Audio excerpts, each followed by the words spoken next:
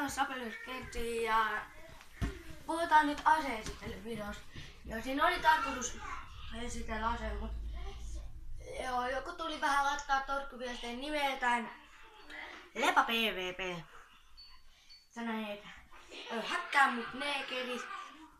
Sit mä laitoin sille kaikkea tällaista, mutta joo, et jos Lepa PvP kuulette, niin ei oo yhtikäs järkeä haukkuu ihmisiä, koska se on vaan vähän kateellista. Niinpä. Fanipostia. Joka heitettiin takaisin.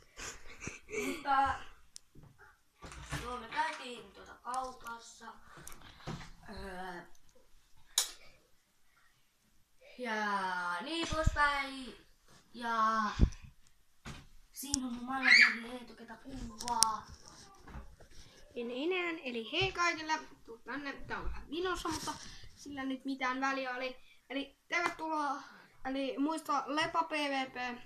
Että jatkossa voit parantaa vähän käytöstä, koska siitä on tullut ilmoitus YouTubesta ja mitä mä tein ja ei kannata haukkua, koska se ei ole ihan... Se ei oo kivaa. Sinänsä me yritetään tehdä parhaillaan. Meillä on hyvät ohjelmat, meillä on maksettu kaikista jutuista ja nyt sä menet kommentoimaan tuolla siitä jälkiviestiä. Eli älä tee sillä uudestaan. Toivottavasti mietit käytöstapoja. Niin, tai me käydään jollain mun kaverilla kyselemässä kaikkea. Mm. Niin poispäin.